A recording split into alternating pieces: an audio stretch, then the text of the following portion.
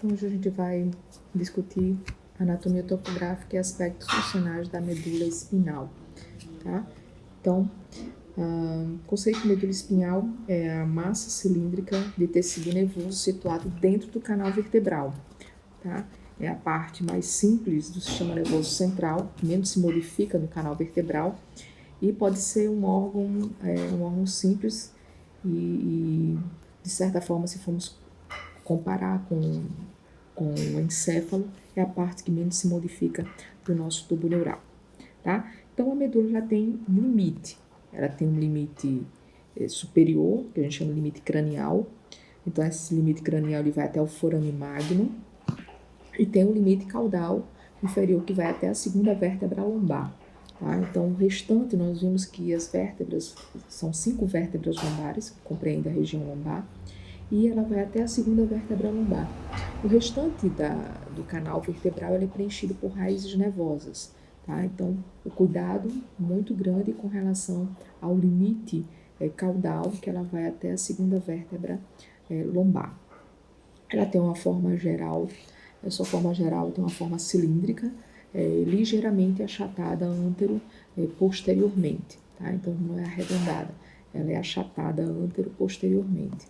Tá? Então, a gente pode observar aqui, ela fica localizada dentro do canal vertebral, protegida pelas vértebras cervicais, pelas vértebras torácicas e pelas vértebras lombares. Aqui é o nível de segunda vértebra lombar. O restante do canal vertebral, como eu havia falado, ele é preenchido por raízes nervosas, raízes que vão formar os nervos dos membros inferiores.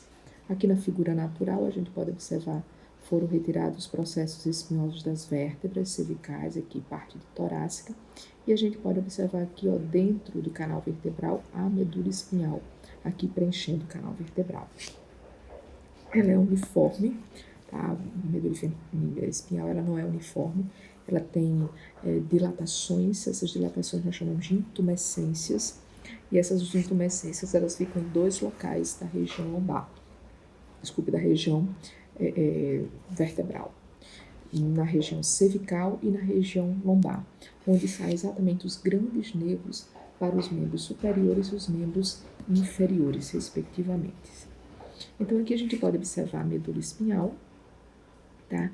Essa intumescência, essas dilatações, elas são bem sutis, mas é possível observar bem ela quando a gente vê a medula, tá certo?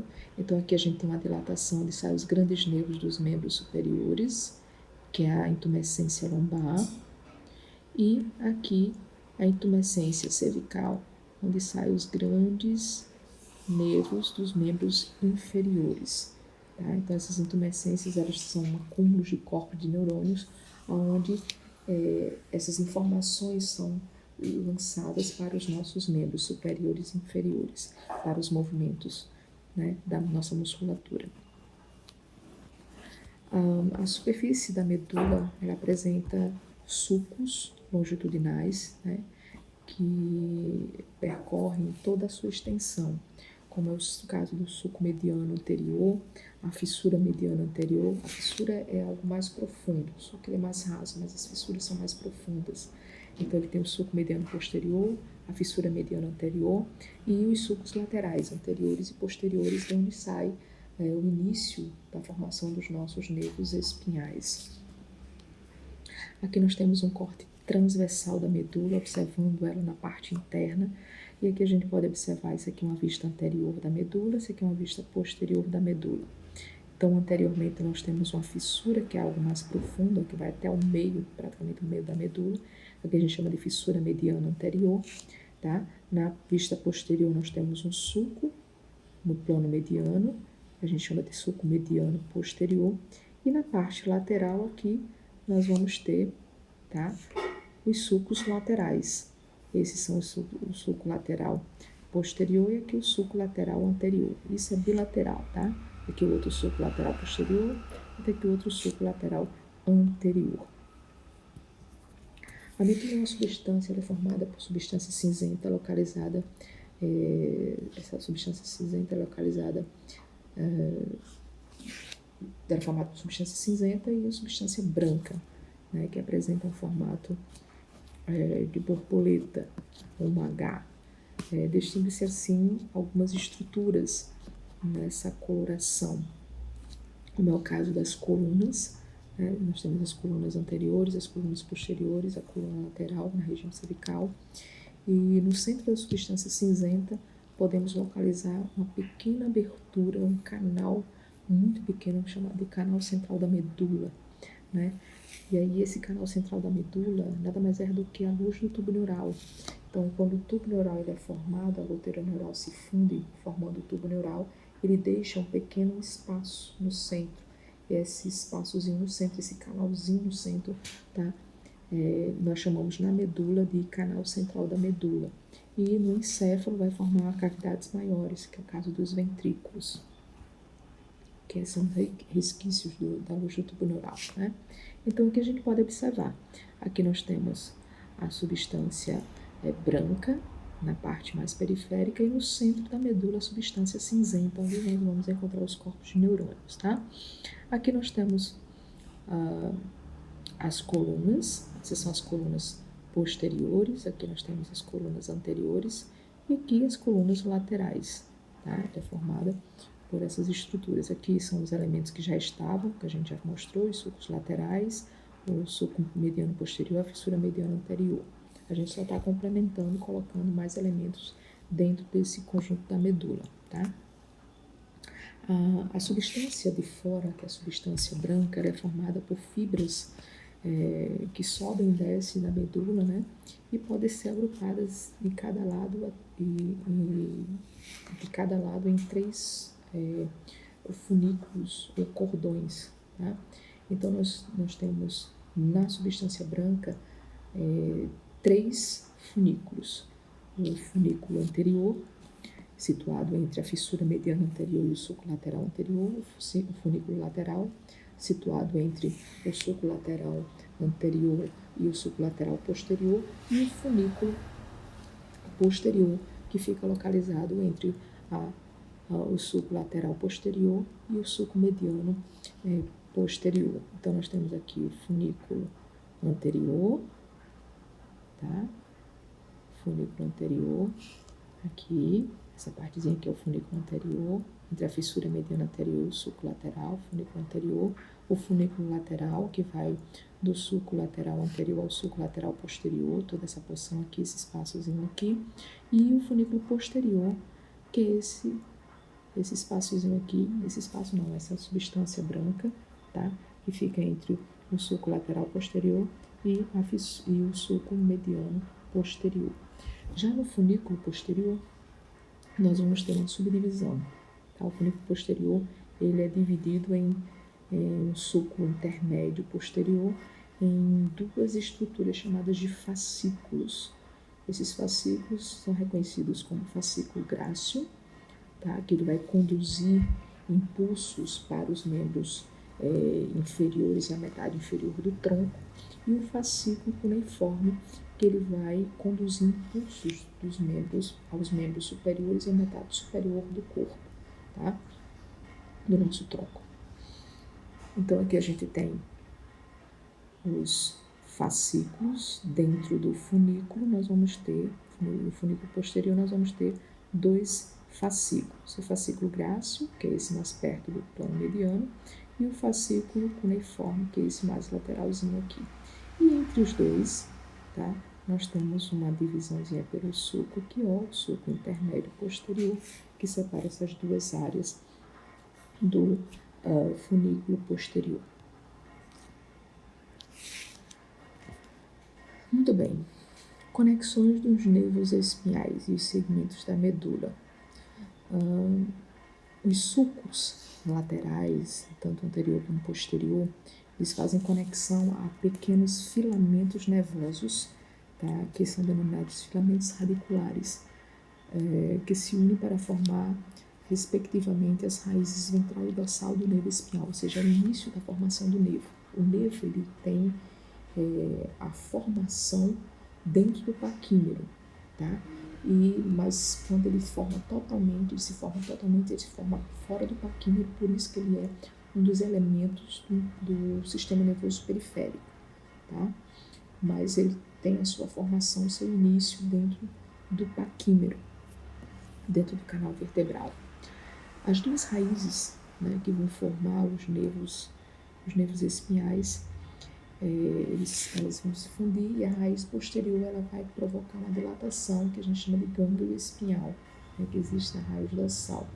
E aí, só depois da formação desse gânglio, ocorre a formação do nervo. Então, o sistema nervoso periférico é formado por gânglios, nervos e terminações nervosas, né? Então, são todos os elementos do sistema nervoso periférico.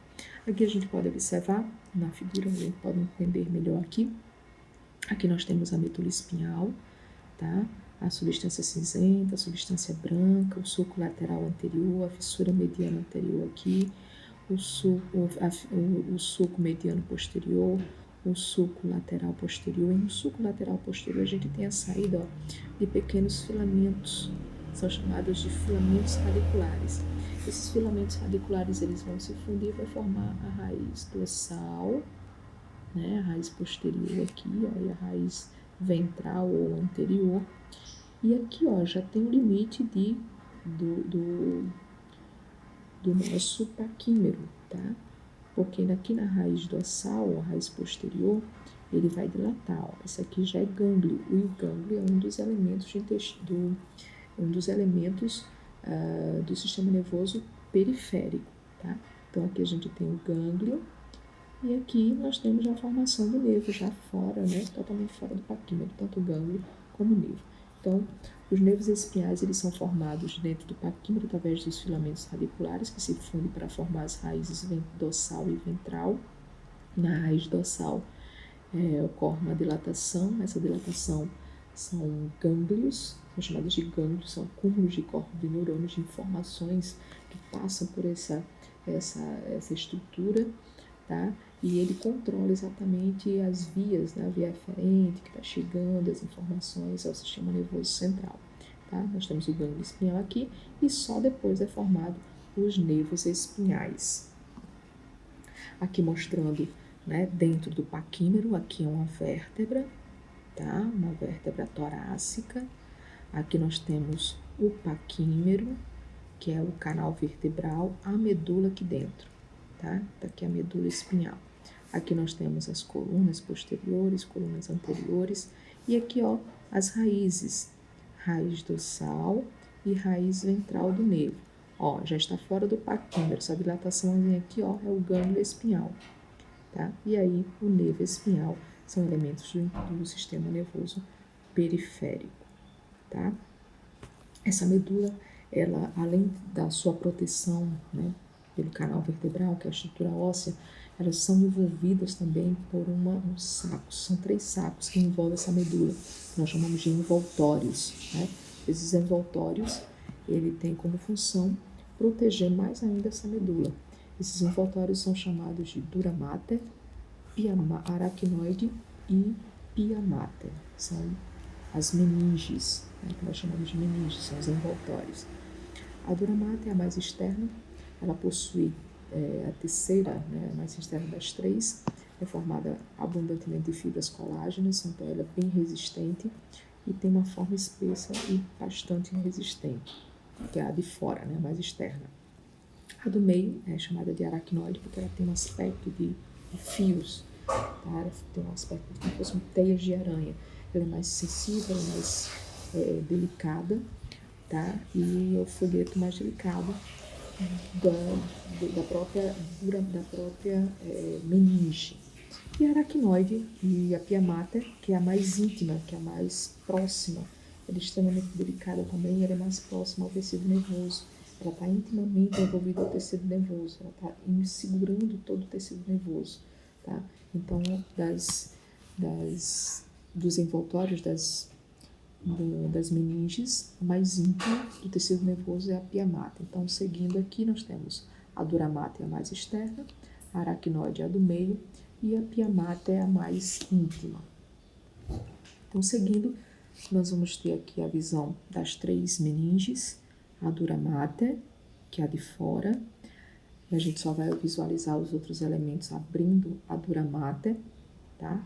Foi aberta a dura mater aqui, a gente pode observar aqui a aracnoide, que é essa fininha, e a pia mater, que é essa mais íntima, segurando, aderindo o tecido nervoso. Então, são as 3 meninges de proteção. Essa medula espinhal, ela termina, né, em um cone, que é a sua porção terminal, ela termina em um cone, e esse cone é também envolvido pela pia mater, e essa pia mater, quando ela termina de envolver a medula espinhal, ela forma, na verdade, um filamento, um fio fininho chamado de filamento terminal. Tá? Esse filamento terminal ele tem esse nome porque ele diferencia da pia mater. Porque a pia mater, quando a gente fala pia mater, a gente está se referindo à meninge que segura a medula, que está mais íntima à medula. E o filamento terminal não tem mais tecido nervoso, é só pia mater pura. Tá? Aqui a gente pode observar o cone medular, que é o limite, né, onde termina a medula espinhal. A medula espinhal termina a nível de L2 e ela termina bem fininha, né? E essa partezinha aqui da medula espinhal a gente chama de cone medular. E na parte final aqui do cone medular, o filamento terminal, tá? Na meninge, entre as meninges, nós vamos também observar pequenos espaços, tá? Chamados de espaços meníngicos. Essa relação com as meninges desses 3 espaços, que é o epidural, o subdural e o subaracnoide. O espaço epidural, ela fica entre a dura mater e a parte óssea, o periósteo, tá? Do canal vertebral. Então, ela já vai separar o osso da própria, é um espaço que fica entre o osso e a própria dura mater. Esse espaço epidural, ele é todo preenchido por tecido adiposo, um pouco de gordura, e onde nós vamos encontrar vasos sanguíneos passando aí nesse espaço, tá? Então, um amortecedorzinho que evita, né, que a própria medula toque no tecido ósseo. Então, esse espaço, que é chamado de epidural, ele é todo preenchido por um tecido adiposo, uma gordura. E o espaço subdural é o espaço entre a dura mater e a aracnoide, é um espaço virtual muito pequeno, não tem como a gente observar isso. E o maior espaço que nós vamos ter exatamente entre a aracnoide e a pia mater, que é o espaço maior. Esse espaço ele é chamado de subaracnoídeo. Nesse espaço é um espaço importante, porque nesse espaço ele é todo preenchido por um líquido, ou líquido encéfalo-raquidiano, que é produzido no encéfalo, esse líquido, e ele vai banhar todo o sistema nervoso central, tanto a medula como o encéfalo.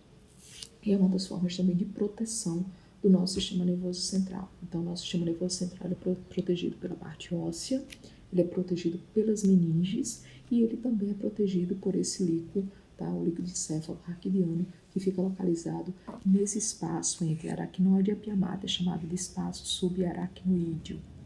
Então, aqui a gente pode observar as meninges, tá? Aqui nós temos a dura mater, a aracnoide, que é essa teiazinha aqui, né? E a pia mater, que é essa que envolve totalmente a medula, totalmente o sistema nervoso. Os espaços, tá? Que nós chamamos os espaços encontrados entre essas meninges, o epidural, aqui nós temos a estrutura óssea, né? E aqui, se envolvendo a estrutura óssea, nós temos o periósteo e nós temos aqui a dura mater. Esse espaçozinho aqui, ó, todo preenchido por tecido adiposo, contendo vasos sanguíneos, nós chamamos de espaço epidural, tá? É como se fosse um amortecedor, evitando que o tecido nervoso toque na parte óssea, né? Se desloque e bata no tecido ósseo em volta. O espaço subdural, que é o espaço entre a pia mater, a dura mater e a aracnoide, um espaço virtual, a gente não tem como visualizar isso. E o maior espaço que a gente tem aqui, um dos mais importantes aqui, é exatamente esse espaço entre a aracnoide e a pia mater, que é esse espaçozinho aqui escurinho, tá, em preto. Esse espaço dele está todo preenchido pelo líquido ou líquido encéfalo-raquidiano, tá? Então, esse líquido é importante para banhar todo o sistema nervoso central e proteger esse sistema nervoso central de traumas. Através desse líquido também, onde é detectado se alguém tem a meningite. Então, o que é meningite? A inflamação das meninges, desses 3 sacos, né, que estão intimamente, né, mais próximos do tecido nervoso. Então, para saber se o paciente está com meningite, ele faz a retirada, né, ele faz uma punção nesse líquor, nesse espaçozinho subaracnoide, e essa punção ela é feita sempre abaixo de L2, entre L3 e L4, porque a medula espinhal ela não pode ser tocada, e a gente já deu, né, o limite da medula espinhal. Essa medula espinhal, ela possui um limite inferior ou caudal, que é exatamente a segunda vértebra lombar. Então, não pode fazer nenhum tipo de procedimento até a vértebra lombar, tá? Agora, abaixo dela, não há nenhum problema com relação à punção abaixo de L2, porque nós não temos mais medula espinhal, nós temos raízes nervosas que vão formar os nossos nervos, os membros inferiores. E a punção é feita exatamente com uma agulha, nesse espaçozinho chamado espaço subaracnoide, onde fica esse líquor, tá? Ele faz a retirada desse líquor e leva para exame para saber se o paciente está com meningite ou não, tá? Obrigada.